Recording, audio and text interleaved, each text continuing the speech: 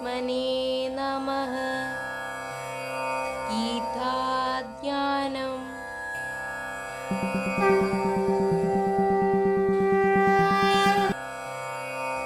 ॐ पार्थाय प्रतिबोधितां भगवता नारायणेन स्वयं व्यासेन ग्रथितां पुराणमुनिना मध्ये महाभारतम् अद्वैतामृतवर्षिणीं भगवतीमष्टादशाध्यायिनीम् अम्ब त्वामनुसन्दधामि भगवद्गीते भवद्वेषिणीम्.